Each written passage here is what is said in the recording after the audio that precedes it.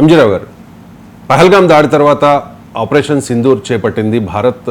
ఆ యుద్ధంలో పాకిస్తాన్ తేరుకోలేని నష్టాన్ని చవిచూసింది. కానీ పాకిస్తాన్ చెప్తోంది మేమే గెలిచేసామని చెప్పి.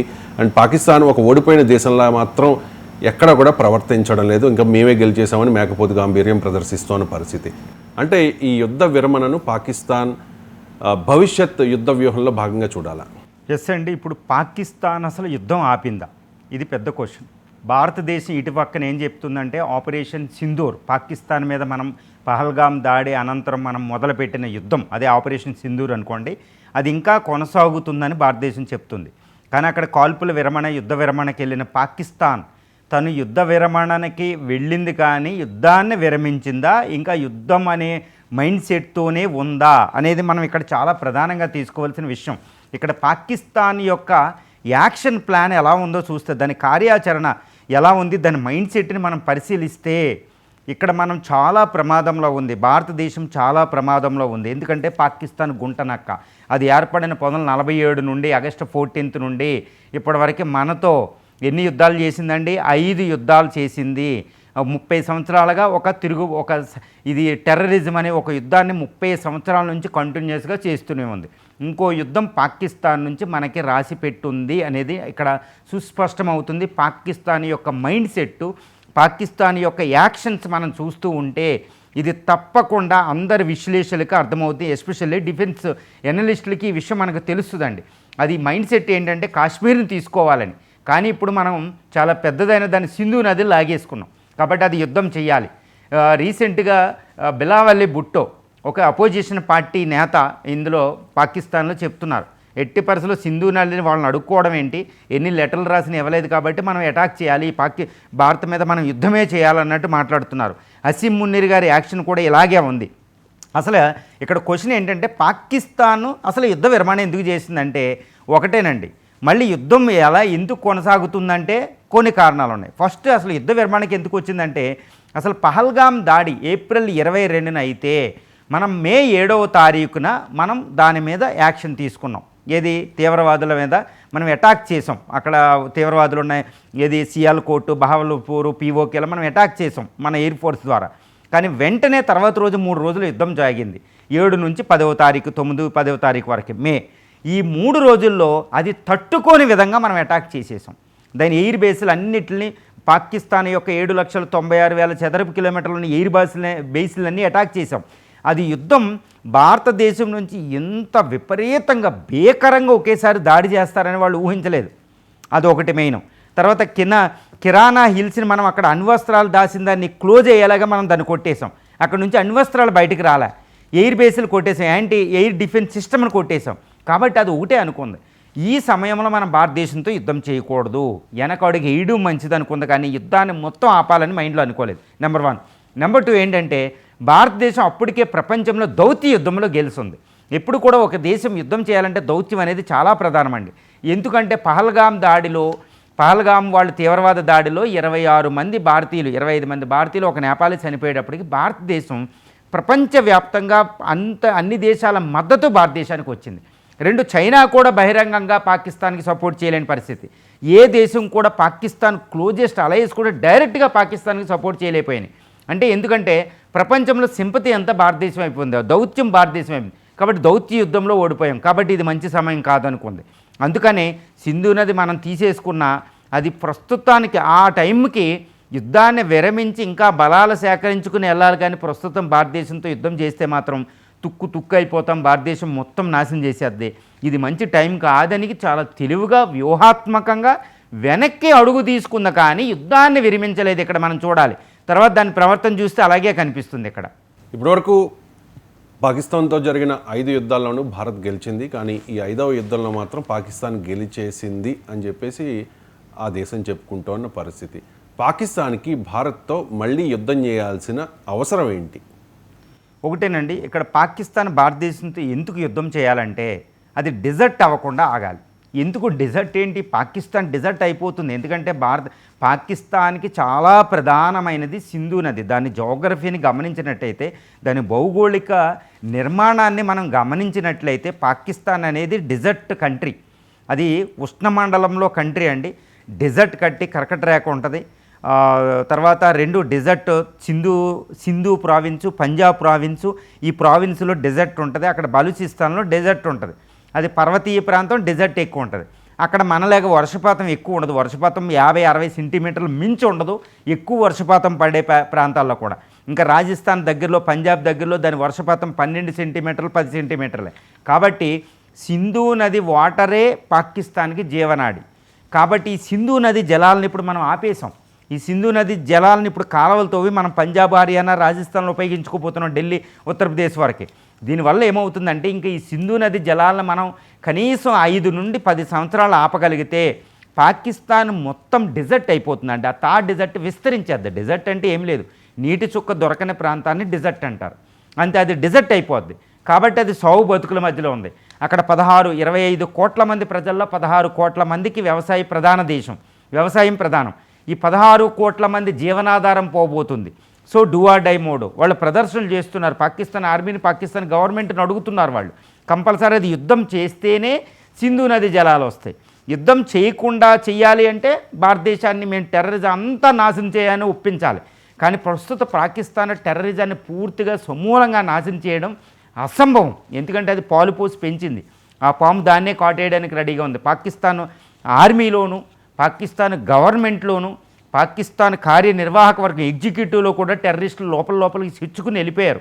ఫర్ ఎగ్జాంపుల్ చెప్పాలంటే మీకు ఈ జైష్ ఈ మహమ్మద్కి, ఈ లష్కర్ ఈ తోయిబాకి ఒక్కొక్కరికి 10 లక్షల మంది ఫాలోవర్స్ ఉన్నారు. వాళ్ళు ఎక్కడెక్కడ ఉంటారంటే అడ్మినిస్ట్రేషన్ నుంచి, ఆర్మీ నుంచి ఎక్కడికక్కడ స్ప్రెడ్ అయిపోయి ఉన్నారు.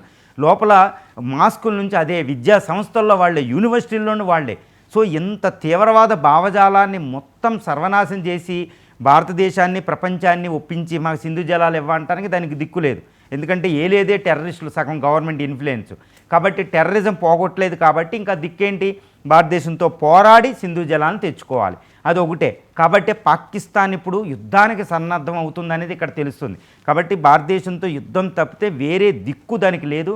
వేరే యుద్ధం చేయకుండా టెర్రరిజాన్ని పోగొట్టకుండా ఉంటే పాకిస్తాన్ అస్తిత్వం ఉండదు, అది డెజర్ట్ అయిపోతుంది, ప్రజల విప్లవం తీసుకొస్తారు, అసలు ఇన్స్టేబుల్ అయిపోతే ఒక ఆఫ్రికాలో సివిల్ వార్ లాగా వచ్చేస్తుంది పాకిస్తాన్. కాబట్టి అది యుద్ధం చేసి ప్రజల్ని మెప్పించాలి, యుద్ధం చేసి అస్తిత్వాన్ని నిలుపుకోవాలి, యుద్ధం చేసి సింధు నది జలాన్ని తీసుకోవాలండి. మరోసారి ఒకవేళ పాకిస్తాన్ భారత్పై యుద్ధానికి దిగితే అదే పాకిస్తాన్కు చివరి యుద్ధమా? అండ్ పాకిస్తాన్ యుద్ధ సన్నద్ధత ఎలా ఉంది అంటే ఏం చెప్తారు? అవునండి, ఇప్పుడు పాకిస్తాన్ పహల్గామ్ దాడి ఏప్రిల్ 22 తర్వాత, మే 7-10 తారీఖుల తర్వాత పాకిస్తాన్ మైండ్ సెట్ని మనం గమనించాలి. దౌత్యపరంగా అది వేస్తున్న చాలా తెలివైన ఒక గుంట నక్కలాగా అది ప్రవర్తిస్తుంది. ఒక పక్కన ఏమంటుంది, మేము భారత్ పాకిస్తాన్ యుద్ధంలో మేము ఓడిపోలేదు అంటుంది. కొంతమంది ఓడిపోయారంటారు. అపోజిషన్ ఒకటి మాట్లాడుతుంది, ఆర్మీ ఒకటి మాట్లాడుతుంది. ప్రధానమంత్రి ఒకటి చేస్తే ఆర్మీ జనరల్ అసీం మునీర్ ఒకటి చేస్తాడు. కానీ వీటన్నిటి వెనకాల పాకిస్తాన్ యుద్ధ సన్నద్ధతో ఉంది. యుద్ధానికి అది భీకర సమరానికి, భారతదేశంతో భీకర సమరానికి అది ప్రిపేర్ అవుతున్నట్టు తెలుస్తుంది. ఏ విధంగా చూస్తే మీకు కొన్ని ఎవిడెన్స్ ఉంటాయి చూడండి. ఇక్కడ చైనా ఆయుధాలు కొన్ని పని చేయలేదు మనకి. ఇప్పుడు చైనా ఆయుధాలుగా తెచ్చుకుంటుంది. J-10 fighters, JF-30, JF-17 thunders పనిచేయనందుకు ఇప్పుడు J-35A అనే 5th జనరేషన్ ఫైటర్స్, 40 ఫైటర్స్ ఈ ఆగస్టుకి పాకిస్తాన్ రాకపోతున్నాయి. ఎందుకండి, దానికి ఎందుకు అవసరం, అదొకటి. తర్వాత HQ-9 అనే ఎయిర్ డిఫెన్స్ సిస్టమ్ పనిచేయకపోతే HQ-19 అంటే తర్వాత అప్గ్రేడెడ్ సిస్టమ్ తెచ్చుకోబోతుందండి. అది దానికి ఎందుకు ఇప్పుడు, ఇది రెండో విషయం. తర్వాత దాని డిఫెన్స్ బడ్జెట్ $8.9 బిలియన్ ఉంటే ఇంకొక 10% పెంచి అది ఎంత చేసింది ఇప్పుడు $10 బిలియన్. డిఫెన్స్ బడ్జెట్ 10% పెంచవలసిన అగత్యం పాకిస్తాన్కి ఏంటి? ఇప్పుడు ఓడిపోయింది, పక్క నుండే డిఫెన్స్ ఆపొచ్చు కదా, వెల్ఫేర్ పెట్టుకోవచ్చు కదా, కానీ వార్ఫేర్ పెట్టుకుంటుంది. Warfare is foremost important than the welfare in Pakistan. ఎందుకు, యుద్ధానికి సన్నద్ధం అవుతుంది కాబట్టి. డిఫెన్స్ బడ్జెట్లు ఎప్పుడు పెంచుతారు? ఇప్పుడు 10% పెంచుకుంది. ఇది చాలా తీవ్రమైన ప్రమాదం. రెండోది ఏంటంటే, ఇటు చైనా సపోర్ట్ ఇచ్చినా, చైనాకు సపోర్ట్ కాకుండా అమెరికా సపోర్ట్ కూడా వెంపర్లాడుతుంది. చూడండి, అసీం మునీర్ వైట్ హౌస్లో ట్రంప్తో భేటీ అయ్యి అమెరికా సపోర్ట్ తెచ్చుకుంటున్నారు. ఇప్పుడు రిపోర్టెడ్లీ ఏంటంటే అమెరికా నుంచి కూడా కొంచెం ఆయుధ ప్యాకేజ్ తెచ్చుకుంటున్నారు. అమెరికాని కూడా న్యూట్రలైజ్ చేస్తారు, ఎక్కువ క్రిటిసైజ్ చేయకుండా. ఆ టైంలో ఒకవేళ యుద్ధం వస్తే ట్రంప్ ఏంటంటే ఇండియా మీద రెచ్చగొట్టే అవకాశం ఉంది, చైనా ఇండియా మీద రెచ్చగొట్టే అవకాశం ఉంది. తర్వాత బంగ్లాదేశ్ సపోర్ట్ తీసుకుంటున్నారు వీళ్ళు. అంటే యుద్ధం చేసేటప్పుడు దౌత్యం కూడా ఇంపార్టెంట్. ఆ దౌత్యాన్ని వాళ్ళు నిర్వహిస్తున్నారు. యుద్ధ సన్నద్ధతలో భాగంగానే వాళ్ళు దౌత్యం చేస్తున్నారు ఇటు సూపర్ పవర్స్ అయిన చైనా, అమెరికాలతో. అదేవిధంగా ఈయన షహబాజ్ కూడా పర్యటన చేస్తున్నారు. చాలా దేశాలు, ముస్లిం దేశాలు, సౌదీ అరేబియా అని, ఇరాన్ అని అన్ని దేశాలు పర్యటిస్తున్నారు. వాళ్ళు కూడా దౌత్యపరంగా పాకిస్తాన్ సపోర్ట్ తెచ్చుకుంటున్నారు. రెండోది ప్రధానం ఏంటంటే సింధు నది జలాలను మాకు ఆపేశారు, మాకు తాగడానికి నీళ్ళు లేవు, ప్రజలు చనిపోతున్నారు, వ్యవసాయం కుంటుపడింది, మా సర్వనాశనం ఇండియా కోరుకుంటుంది, అంతర్జాతీయ చట్టాలను ఉల్లంఘిస్తుంది ఇండియా అని లెటర్లు రాస్తున్నారు మనకి. సింధు జలాలు ఇవ్వండి అని. సింధు జలాలు మనం ఇవ్వమని తెలుసు, ఎందుకంటే అంతర్జాతీయంగా టెర్రరిజం ఆపేంతవరకే. కానీ అయినా తెలిసిన సింధు జలాలు ఇవ్వమని, ఎందుకంటే అంతర్జాతీయ చట్టాలని ఇండియా ఉల్లంఘిస్తుంది కాబట్టి మాకు ఇవ్వడం లేదు, కాబట్టి మాకు దిక్కు లేదు, యుద్ధానికి వెళ్ళవలసిన పరిస్థితి వచ్చింది, టెర్రరిజాన్ని ప్రమోట్ చేయవలసిన పరిస్థితి వచ్చిందని అంతర్జాతీయ సమాజాన్ని అది కన్విన్స్ చేస్తుంది. ఇది చాలా తెలివైన గుంటనక్కి ఎత్తులండి. ఇవి చాలా ప్రమాదం అనమాట. ఒక ఫాక్స్ చేస్తుంది అది. కాబట్టి యుద్ధానికి సన్నద్ధమవుతుంది, ఆయుధాలను సమీకరించుకుంటుంది, దౌత్యపరంగా సపోర్ట్ తీసుకుంటుంది. పాకిస్తాన్ ప్రజలకు అక్కడ అస్తిత్వాన్ని నిలుపుకోవడానికి మేము యుద్ధానికి వెళ్తాం అనుకుంటుంది. సో సింధు జలాలను అన్యాయంగా ఇండియా ఆపింది కాబట్టి మేము వెళ్తున్నాం, యాక్చువల్లీ టెర్రరిజం పేరు చెప్పి ఇండియా ఆపేసిందని చెబుతుంది, నిందిస్తుంది. సో ఆర్మీ ప్రిపేర్ చేస్తుంది, డిఫెన్స్ బడ్జెట్ పెంచుకుంది. సో ఈ యుద్ధ సన్నద్ధతను మనం చాలా జాగ్రత్తగా గమనించకపోతే మాత్రం చాలా తీవ్రమైన ప్రమాదంలో పడుతున్నాం. నాకు తెలిసినంత వరకు according to as far as my mind is concern, ఇది మోడీ కూడా సింధూరు ఆపలేదని చెప్పడం వెనకాల కూడా పాకిస్తాన్ ఎత్తులు జిత్తులు మారిన నాకు గుంటనకి ఎత్తులు నేను పసిగట్టనుందనేది కూడా నాకు అవగతం అవుతుందండి. ఎంజీ రావు గారు, పాకిస్తాన్కి అమెరికా సపోర్ట్ చేస్తోంది, అట్ ది సేమ్ టైం భారత్కు అమెరికాకు కూడా చాలా మంచి బంధం ఉంది. కానీ ట్రంప్ ఐ లవ్ పాకిస్తాన్ అంటూ ఉన్నారు. ఎందుకు అమెరికా పాకిస్తాన్కి పాకిస్తాన్ బుద్ధి తెలిసినా కూడా సపోర్ట్ చేస్తూ ఉన్నారు? ఎస్ అండి, ఇప్పుడు పాకిస్తాన్ యుద్ధ సన్నద్ధత అవుతూ ఉండడంలో అమెరికా వైపు ఇది దౌత్యం. అసలు ఇక్కడ క్వశ్చన్ ఏంటంటే, అసలు అమెరికా పాకిస్తాన్కి ఎందుకు సపోర్ట్ చేస్తుంది? మంచి బంధం ఉన్నా కాబట్టి. రెండు, భారతదేశం ప్రజాస్వామ్య దేశం, ప్రపంచంలో వేగంగా అభివృద్ధి చెందుతున్న దేశం, మార్కెట్ పెద్దది, మధ్యతరగతి మార్కెట్ పెద్దది, దీని అవసరం ఎక్కువ ఉంది. అక్కడ చైనాకు ఆపోజిట్గా కూడా అమెరికాకి ఇండియా అవసరం ఉంది. ఇలాంటి పరిస్థితుల్లో అమెరికా పాకిస్తాన్కి సపోర్ట్ చేయడం ఏంటి? ఒక పెద్ద విచిత్రంగా ఉంటుందండి. నిజమేనండి, ఇప్పుడు యుద్ధ సమయంలో కూడా అమెరికా ఏం చేసింది? IMF లోన్ ఇప్పించింది $1.5 బిలియన్. తర్వాత $40 బిలియన్ IBRD ప్రపంచ బ్యాంకు వాషింగ్టన్ డీసీలో ఉంటే ఈ రెండిట్లు అక్కడ నుంచి ఇప్పించింది. ADBలో బ్యాంకులోంచి లోన్ ఇప్పించింది. తర్వాత అమెరికా అధ్యక్షుడు స్వయంగా ఒక అసిమ్ముని ఒక జనరల్ తీసుకెళ్ళి వైట్ హౌస్లో కూర్చోబెట్టుకోవడం అమెరికా చరిత్రలోనే జరగలేదు. ఎందుకంటే ప్రజాస్వామ్య విలువలు కలిగిన ఒక అమెరికా ఆ ప్రజాస్వామ్య విలువలను వదులుకొని ఈరోజు అసిమ్మునీర్తో మీట్ అయ్యారు. ఎందుకు అసలు అమెరికా పాకిస్తాన్ వైపు తిరిగింది? ప్రత్యక్షంగా కాకుండా పరోక్షంగా తిరిగిపోయింది. ఇది మనకు అర్థమవుతుంది. ఎందుకు అంటే ఒకటేనండి, అమెరికా అక్కసు, అమెరికా అసూయ చెందుతుంది. ఎవరిని చూసి? వేగంగా అభివృద్ధి చెందుతున్న సూపర్ పవర్గా అవతరిస్తున్న భారతదేశాన్ని చూసి అమెరికా అక్కసుతో ఉంది. అందుకనే హైపనైజేషన్ అంటారన్నమాట. కోటాను కోట హైపనైజేషన్ అంటే ఇండియా పాకిస్తాన్ ఒక ఘాటాన్ని పెడుతున్నాడు ట్రంప్ అక్కడ. ఎందుకంటే ఇండియా పాకిస్తాన్ ట్రాప్లో పడేస్తే, పాకిస్తాన్ యుద్ధంతో ట్రాప్లో పడేస్తే ఇండియాకి తన శక్తిని ఎంత శక్తి ఉందో మరిచిపోయి ఈ సౌత్ ఏషియాలో మాత్రమే ఆలోచిస్తుంది. ప్రపంచ సూపర్ పవర్ వెళ్దామనే ఒక టార్గెట్ ఇది పెట్టుకుంటలే సామర్థ్యం ఉన్న. కాబట్టి ఇలాంటి పాక్ ట్రాప్ అని ఒకటి వేస్తున్నారు. ఇది చైనా, ఇది అమెరికా ముఖ్యంగా వేయడం వల్ల ఇండియాకి ఏంటి? ఇండియా గ్రోత్ అవ్వదు. ఇండియా పాకిస్తాన్తో యుద్ధంలో ఇరుక్కుందనుకోండి, దీని ఎకనామిక్ గ్రోత్ పడిపోద్ది. 2047 నాటికి అమెరికాని అధిగమించడం ఏంటి భారతదేశం అనేది ఒక అసూయ ట్రంప్కి, అమెరికాకు అసూయ అనమాట. ఆ అసూయతోనే పాకిస్తాన్కి ట్రంప్ సహాయం చేస్తున్నాడు. ఈ అసూయ చాలా ఘోరమైంది. ఎందుకంటే మనం అమెరికాని ఎంత గొప్ప దేశమైనా ప్రస్తుతం అమెరికా ఇది 2047 కేవలం వచ్చే 20 సంవత్సరాల్లో అమెరికాని మనం అధిగమించబోతున్నాం. అది గుర్తుపెట్టుకోవాలంటే అక్కసు, అసూయ. ఓకే, ఇండియా పాకిస్తాన్, ఇది చైనా, అమెరికా అనేది ఒక ఇండియా అంటే ఒక కోవెటెడ్ అనమాట, ఒక అసూయతో చచ్చిపోతుంది. ఈ అసూయ ఫలితం ఎంత ఉంటుందండి? మానసికంగా మనం అసూయ చెందితే, అరిషడ్ వర్గాల్లో అసూయ అంటారు చూడండి, అది. అంతేకాని అమెరికాకి ఇండియా చాలా అవసరం, చాలా అవసరం.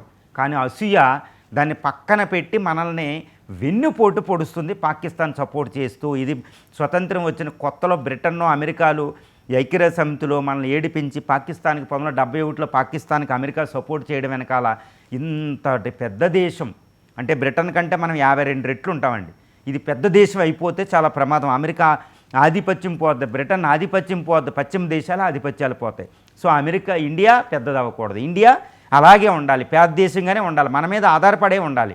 దానికి వాళ్ళు ఆడుకునే ఒక పావు పాకిస్తాన్. అందుకే దానికి ఆయుధ సహాయం చేస్తారు, డిప్లొమాటిక్ సహాయం చేస్తారు, నిధులు ఇస్తారు. టెర్రరిస్టు ఈరోజు చూడండి, ఐక్యరాజ్య సమితి మానవ హక్కుల టెర్రరిస్ట్ యాక్షన్ ఫోర్స్కి పాకిస్తాన్ అధ్యక్షం చేసి పెట్టారు వాళ్ళు. సో IMF లోన్లు ఇస్తారు, ఆయుధాలు ఇస్తారు, వాళ్ళ ఆయుధాలతో కూడా మనల్ని పోరాడు చేస్తారు. ఈ విధంగా ఇండియాని తొక్కేయడం అనమాట. ఈ అసూయతోనే ఈరోజు అమెరికా పాకిస్తాన్ సపోర్ట్ చేస్తుంది. అందువల్ల ట్రంప్ దౌత్యం వెనకాల చాలా వ్యూహాత్మకంగా ఉంది. ఈ విషయంలో కూడా మనం చాలా జాగ్రత్తగా ఉండాలి. మరి చైనా ఎందుకు సపోర్ట్ చేస్తూ ఉన్నట్టు పాక్కి? ఇది కూడా సపోర్ట్ చేయడంలో చైనా వ్యూహం ఏంటి? ఆ సపోర్ట్ ఎలా ఉంటుంది? పాకిస్తాన్కి చైనా ఇచ్చే మద్దతు ఏ రకంగా ఉంటుంది? ఇక అమెరికా విషయానికి వస్తే పరోక్షంగా సపోర్ట్ చేస్తూ ఉంటుంది, సంబంధం ఉంది కాబట్టి. ఈ చైనా ప్రత్యక్షంగా కూడా హెల్ప్ చేస్తూ ఉంటుంది పాకిస్తాన్. ఈరోజు పాకిస్తాన్ మనతో యుద్ధం చేసినప్పుడు 80% ఆయుధాలు దానివే.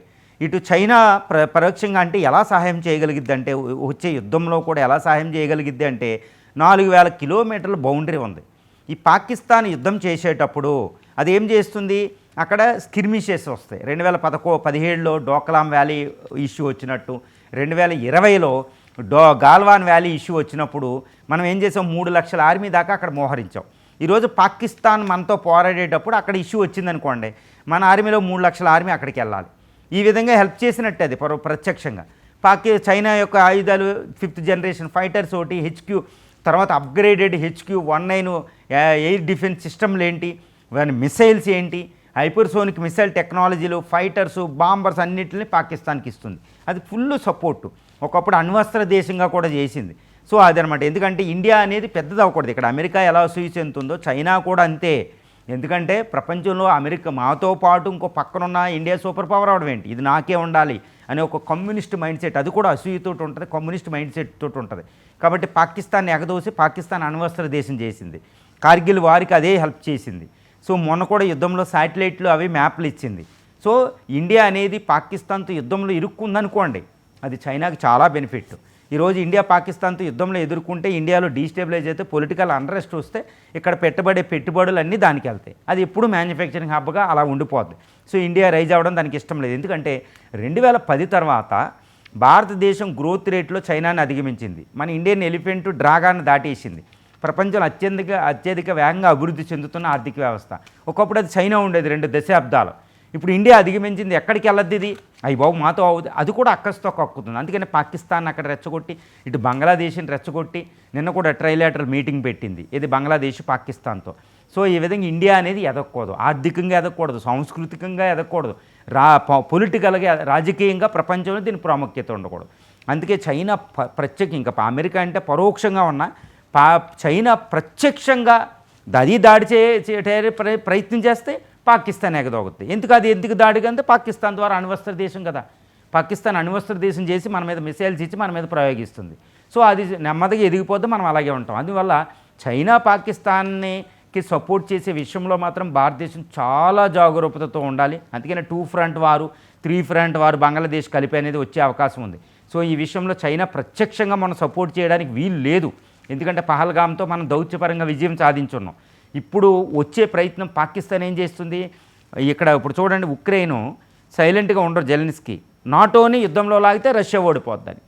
అదేవిధంగా ఇప్పుడు ఇజ్రాయెల్ చూడండి, ఇరాన్ మీద అటాక్ చేస్తే అమెరికాని లాక్కొద్దాం అనుకోండి. పాకిస్తాన్ ఏం చేస్తుంది, చైనాని యుద్ధంలో లాక్కొచ్చింది అనుకోండి, మనం ఇబ్బంది పడతాం. సో అది ఈజీగా కాశ్మీర్ తీసేసుకోవచ్చు.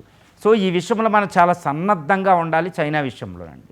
చైనా అమెరికాలు పాకిస్తాన్కి సపోర్ట్ చేస్తున్నాయి. మీరు చెప్తున్నట్టుగా చైనా ప్రత్యక్షంగా, అమెరికా పరోక్షంగా సపోర్ట్ చేస్తున్నాయి. కానీ బంగ్లాదేశ్ ఒక ఫెయిల్ స్టేట్, మరో ఫెయిల్ స్టేట్ అయిన పాకిస్తాన్కి సపోర్ట్ చేస్తుంది. బంగ్లాదేశ్ అవసరం ఏంటి పాకిస్తాన్కి, అండ్ బంగ్లాదేశ్ ఏ రకంగా పాకిస్తాన్కి హెల్ప్ చేసింది, చేయబోతోంది?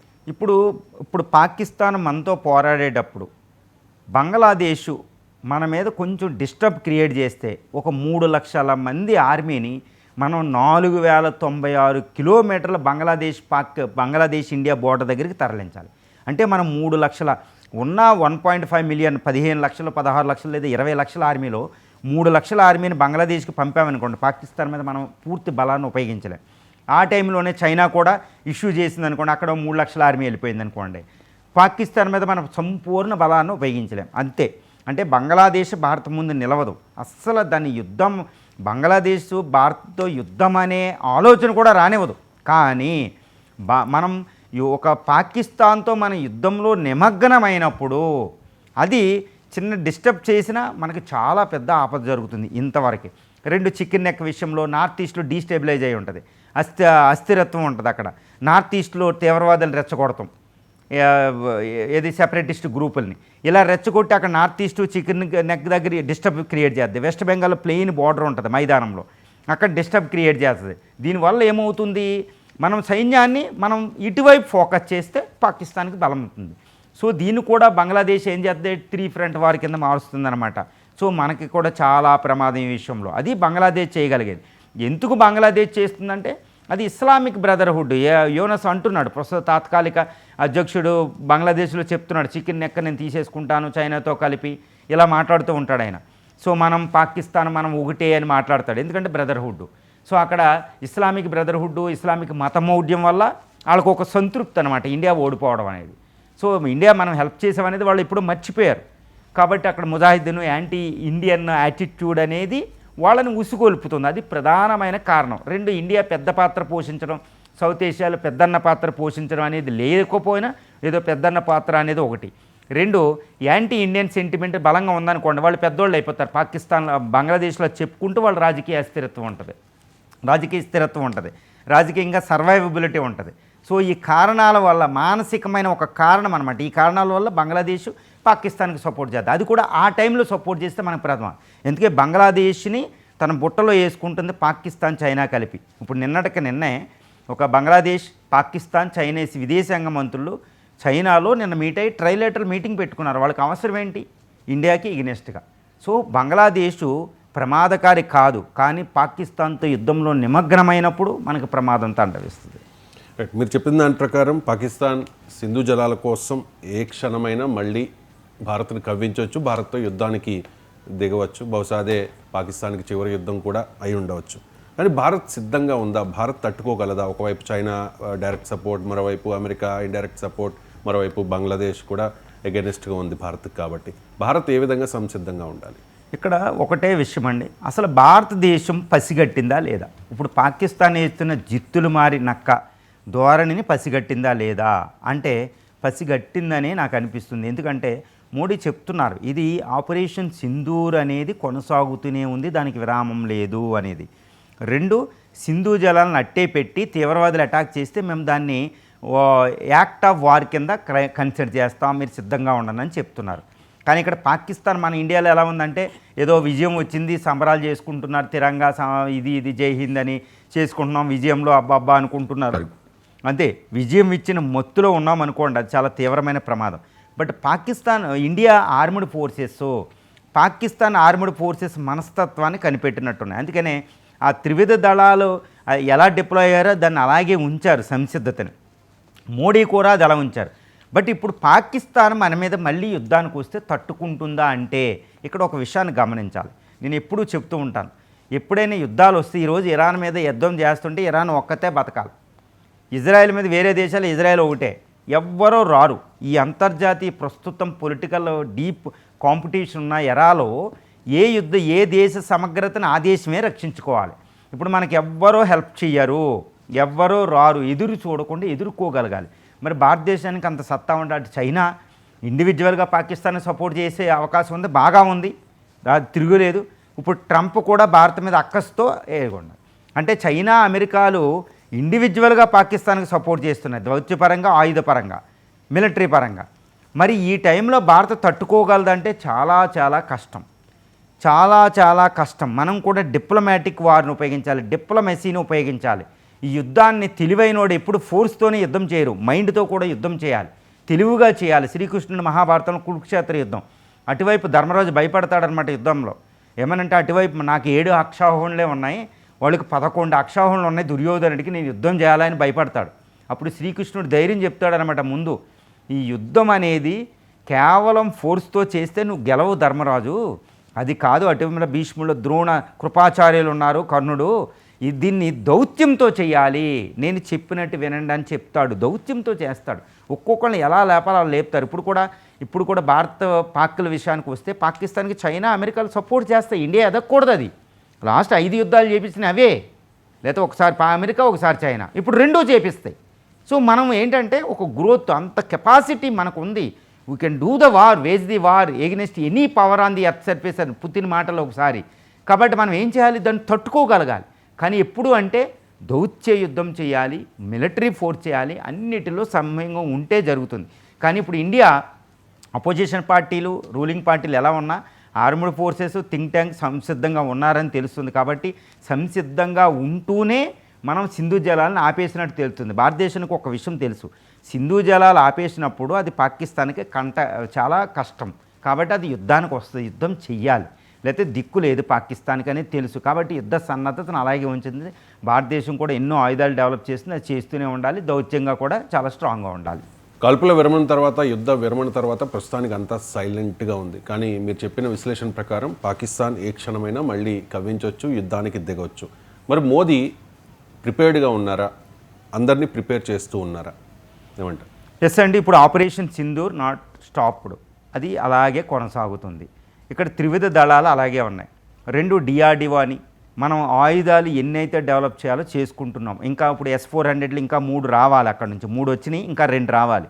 ఇప్పుడు రష్యా నుంచి ఆ S-400లు తొందర రావాలంటే అవి కూడా తొందరగా వస్తున్నాయి. అది తర్వాత ప్రిపేర్డ్నెస్సే.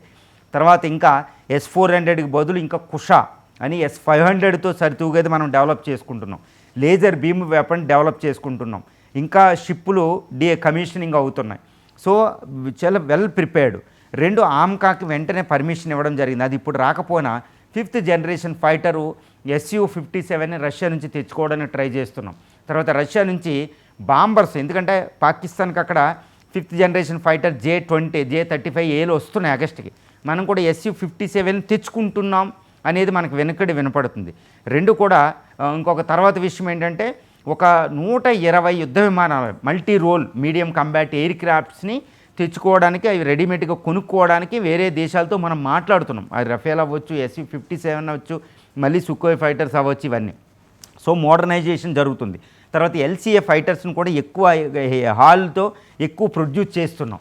సో ఇది తర్వాత ఎయిర్ డిఫెన్స్ సిస్టమ్ తర్వాత లెవెల్కి తీసుకెళ్ళగలుగుతున్నాం. తర్వాత మౌంటైన్ ఫోర్సెస్ని అది కూడా మనం అప్గ్రేడ్ చేస్తున్నాం. తర్వాత సైబర్ వార్ఫేర్కి ఏఐని ఇండక్ట్ చేయడం, సో ఆయుధ పటిమని ఇంకా పెంచుకోవడం, ఇవన్నీ చేస్తున్నాం. తర్వాత దౌత్యపరంగా కూడా పాకిస్తాన్ని ఎండగడుతున్నాం. అది టెర్రరిజం ఆపమానంటే మేము సింధు జలాలు ఇస్తాం, టెర్రరిజం ఆపేదాకా దౌత్య యుద్ధం కూడా మనం చేస్తున్నాం. అమెరికా వేసిన జిత్తులు మారి ఎత్తులు మనం పట్టుకుంటున్నాం. ఎందుకంటే ఇప్పుడు ట్రంప్ క్వాడ్కి ఇండియా రావాలి. ఆయన ఇండియా నెక్స్ట్ 2 monthsలో ఇండియాలో విజిట్ చేస్తున్నాడు. ట్రంప్ ఎంత చేసినా, పాకిస్తాన్కి ఎంత చేసినా ప్రత్యక్షంగా రాలేడు. కాబట్టి అమెరికాకి బ్రేక్లు వేయాలి. ఏది బ్రిక్స్ కరెన్సీ, దీని ద్వారా దౌత్య యుద్ధం చేస్తున్నాం మనం. తర్వాత అందుకని రిజెక్ట్ చేయడం జరిగింది కూడా, ట్రంప్ ప్రధాని అక్కడ ఇన్వైట్ చేసింది. తర్వాత చైనా విషయంలో చైనాతో చాలా జాగ్రత్తగా ఉండాలి. ట్రేడ్ చేస్తూనే వెన్నుపోటు పొడుస్తుంది. కాబట్టి చైనాని ఎట్టి పరిస్థితుల్లో పాకిస్తాన్కి చేసే సపోర్ట్ని మనం అడ్డగించలేం, కానీ దాన్ని తట్టుకోవడానికే ప్రయత్నం చేయాలి. అమెరికాని అడ్డగించగలుగుతాం. తర్వాత రష్యాని చైనాకి ఎగినెస్ట్గా కాస్త బ్యాలెన్స్ చేయడానికి రష్యాని మనం ఆయుధంగా ఉపయోగించుకోవాలి. సో ఈ విషయంలో మనం చాలా జాగ్రత్తగా ఉండాలి. రష్యా అనేది మనకి ఇక్కడ ఉపయోగపడుతుంది. సో ఈ విధంగా మోడీ భారతీయుల్ని ప్రిపేర్ చేస్తున్నారు, ఆ విషయంలో తిరగలేదు. పాకిస్తాన్ వేసే జిత్తులు మారి ఎత్తుల్ని పసిగడుతూనే దాన్ని కానీ ఇక్కడ ఈ విషయంలో ఉపేక్ష పనికి రాకుండా ఉండాలి అనేది నా మనమేండి. ఎంజీరావు గారు, పాకిస్తాన్కి అమెరికా అండ్ చైనా సపోర్ట్ చేస్తూ ఉన్నాయి, బంగ్లాదేశ్ సపోర్ట్ చేస్తోంది. ఒకవేళ అనుకోని పరిస్థితులు ఎదురైతే భారత్కి సహాయం చేసే దేశాలు ఉన్నాయా? అవి ఏంటి? ఉంటే అవి ఏంటి? అసలు ఇక్కడ ఒకటేనండి, దౌత్యపరంగా 195-200 దేశాల్లో ఉంటే ఆ దేశాలు ఏవి కూడా భారతదేశం యుద్ధంలో ఉన్నప్పుడు రావు. ఒంటరిగానే మెసలాలి. ఒంటరిగానే దేశ ఐక్యత సమగ్రతలను కాపాడుకుంటూనే మన రక్షణ బాధ్యతను మనం చూసుకోవాలి. రష్యా ఉన్న ఒకవేళ చైనా మీద ఎక్కువ ఆధారపడి ఉంది కాబట్టి అది న్యూట్రల్ పొజిషన్లో ఉంటుంది.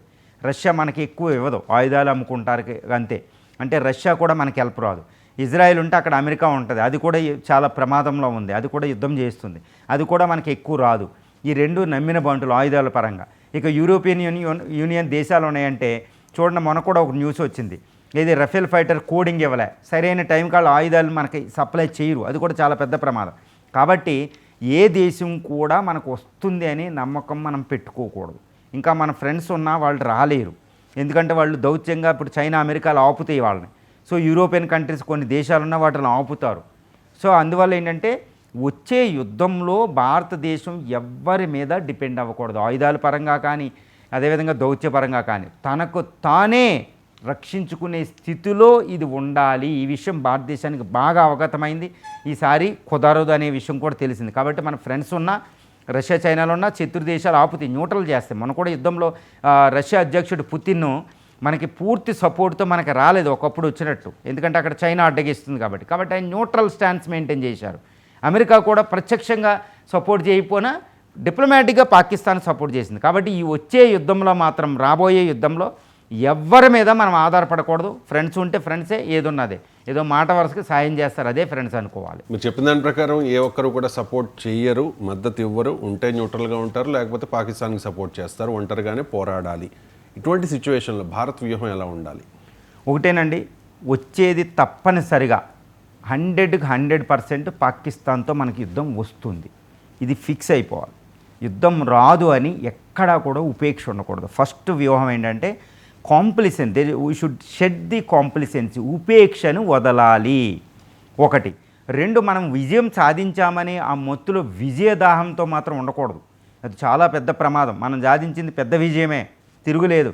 కానీ తర్వాత ఆయన శత్రు నాశనం అవ్వలేదు, పాకిస్తాన్ అక్కడ శత్రుశేషం ఉంది, సింధు జలాలు ఆపేశాం. కాబట్టి ఉపేక్ష అనేది ఫస్ట్ వదలాలి, అది వ్యూహం. ఎప్పుడూ జాగరూకతతో అలర్ట్గా ఉండాలి పాకిస్తాన్ విషయంలో, ఎందుకంటే 5 యుద్ధాలైనా 30 సంవత్సరాలు యుద్ధం అవుతుంది. కాబట్టి మళ్ళీ యుద్ధం వస్తుంది, పాకిస్తాన్తో ఉన్నంతవరకు యుద్ధాలే. కాబట్టి అలర్ట్గా ఉండాలి, అది ప్రధానమైన వ్యూహం. రెండోది, పాకిస్తాన్తోనే మనం కంపేర్ చేసుకోకూడదు, ఎందుకంటే పాకిస్తాన్ వెనకాల అక్కడ చైనా, అటు అమెరికా ఇండివిజువల్గా అవి ఉంటాయి, హెల్ప్ చేస్తాయి డిప్లొమాటిక్గా, ఆయుధాల పరంగా. కాబట్టి అటు అమెరికా, ఇటు చైనాల ఆయుధాలతో సమానమైన ఆయుధాలను మనం సముపార్జించుకోవాలి. నేను మళ్ళీ మహాభారతం చెప్తున్నాను అనుకోకండి. ఏంటంటే అర్జునుడు అప్పుడు వాళ్ళని ఓడించాలంటే ఏం చేయాలి? పాశుపతాస్త్రం, దివ్యాస్త్రం తెచ్చుకుంటాడు ఆయన శివుడి దగ్గర. అలాగే ఇప్పుడు మనం ఓడింప సఖ్యం కానీ ఆయుధాలు తెచ్చుకోవాలి, అవి మనమే స్వదేశీ పరిజ్ఞానంతో ఇంపోర్ట్ చేసుకోవాలి. ఒకటి. రెండు, స్వదేశీ పరిజ్ఞానంతో కూడా తెచ్చుకోగలగాలి, ఆల్టర్నేటివ్ చూసుకోవాలి. రెండు, ఒక 4-5 నెలలు వరుసగా యుద్ధం జరిగితే అమ్యునేషన్ ఒకటి పోగిపెట్టుకోవాలి ఇక్కడ డిఫెన్స్ ఫ్యాక్టరీస్లో, అది చాలా ఇంపార్టెంట్ అండి. తర్వాత మనం యుద్ధం వచ్చినప్పుడు ఏంటంటే ఫ్యూయల్ సప్లై ఒకటి చూసుకుని పెట్టుకోవాలి. అంటే ఒక 5-6 నెలలు యుద్ధం చేయడానికి ఒక స్విఫ్ట్ లాంగ్ టర్మ్ వారికి ప్రిపేర్ అయ్యి మనం ఉండాలి. తర్వాత థర్డ్, సైబర్ వార్ఫేర్ చేసి ఉండాలి. ఈసారి మనం చాలా సైబర్ వార్ఫేర్లో దిట్టగా తయారవ్వాలి. రెండు, ఎయిర్ ఫోర్స్ ఇప్పుడు ఎంత ఉంది? 30 స్క్వాడ్రన్స్ తగ్గిపోయింది, 33 స్క్వాడ్రన్స్కి. అకార్డింగ్ టు మనం చైనా, పాకిస్తాన్ ఒకేసారి వస్తే మనకి 45 స్క్వాడ్రన్ కావాలి. అంటే ఏంటి? ఇంకా 150 యుద్ధ విమానాల వరకు ఇమ్మీడియట్గా మనకు కావాలి, వాటిని ఇంపోర్ట్ చేసుకోవాలి. ఇప్పుడు మనం తయారు చేయలేం కాబట్టి. ఆమ్కా ఇప్పుడు 2035కి వస్తుంది. కాబట్టి 5th జనరేషన్ Su-30, 57 వెంటనే తెచ్చుకుంటేనే శత్రువు భయపడతాడు. రెండు, అతి ముఖ్యమైన విషయం ఏంటంటే ఈ మన న్యూక్లియర్ డాక్ట్రిన్ అనేది ఎలా ఉంది అంటే నో ఫస్ట్ యూజ్. వాడు వేసేదాకా మనం వెయ్యం, వాడు వేసిన తర్వాత సర్వనాశనం అవుతాం. ఏదో అణుబాంబు, ఒకవేళ వాడు వేసేదాకా ఎందుకు ఉండాలి? ఇప్పుడు అమెరికా వాటికే లేదు, రష్యాలకి. మనం ఏం చేయాలి? Nuclear doctrine, no first use policy అనే న్యూక్లియర్ డాక్ట్రిన్ చేంజ్ చేయాలి. అప్పుడు బంగ్లాదేశ్కి, పాకిస్తాన్ని భయపెట్టగలుగుతాం. బంగ్లాదేశ్ కూడా వెర్రవెగుతుంది, ఎలాగో నా మీద అణ్వస్త్రాలు లేని దేశం మీద మనం అణ్వస్త్రాలు వెయ్యమని ప్రతిజ్ఞ చేయడం వల్ల బంగ్లాదేశ్ భయపడతలే. మనమేమనాలి? ఎవడైనా మాకు ప్రమాదం ఉందంటే అణ్వస్త్రాలు మేము యూజ్ చేసేస్తామనాలి. అప్పుడు అంటే న్యూక్లియర్ డాక్ట్రిన్ చేంజ్ చేస్తేనే ఈ దేశాలు భయపడతాయి. రెండు, న్యూక్లియర్ బాంబులు ఇంకా అభివృద్ధి చేసుకోవాలి, ఇంకా అణు జలంతర్గామిని, ఇంకా మిసైల్ ఫోర్స్ని చేయాలి. సూర్య మిసైల్ వెంటనే మనం తీసుకురావాలి, అగ్ని 6ని వెంటనే ప్రయోగం చేయాలి. శాటిలైట్ని కమ్యూనికేషన్ మనం ఇంకా డెవలప్ చేయాలి, నావిక్ని ఇంకా డెవలప్ చేయాలండి. అప్పుడు మనం గూగుల్ ఇవన్నీ మనకు అవసరం ఉండదు. ఇండియన్ ఓషన్లో ఇంకా మిత్ర దేశాలను పెంచుకోవాలి. మిత్ర దేశాలు ఎవరంటే అమెరికా, చైనా కాదు, అక్కడ జపాన్, ఆస్ట్రేలియా మనకి చాలా పెద్ద మిత్ర దేశాలు అవుతాయి, చైనాకు ఆపోజిట్లో ఉన్నాయి కాబట్టి. తర్వాత చైనా మనకి పాకిస్తాన్ని అటాక్ చేసి, పాకిస్తాన్ సపోర్ట్ చేసి మన మీద అటాక్ వస్తే చైనాను కూడా ఇబ్బంది పెట్టేటట్టు తైవాను, ఫిలిప్పైన్స్, వియత్నాంతో మనం సంబంధాలు పెంచుకోవాలి. అంటే చైనా ఇక్కడికి వస్తే చైనా దగ్గరికి మనం వెళ్తామనే ఒక భయాన్ని అక్కడ క్రియేట్ చేయాలి. తర్వాత అవసరమైతే మలక్కా స్ట్రైట్ దగ్గర దాన్ని ఆపేయాలి, ఆయిల్ని. ఇవన్నీ మనం చేయగలిగితేనే, మనం యుద్ధం వస్తే చైనాకి నష్టం వస్తుంది అనేది ఒకటి ఇవ్వగలిగితేనే శత్రువు సపోర్ట్ చేయడు. సో ఈ విధంగా సన్నద్ధత ఉండాలి. సో భారతీయులు కూడా ప్రిపేర్ అవ్వాలి నెక్స్ట్ యుద్ధం. ఎందుకంటే వచ్చే 20 సంవత్సరాలు అనేవి భారతదేశం సూపర్ పవర్ అయ్యే ఒక అమృత కాలం లాంటిది.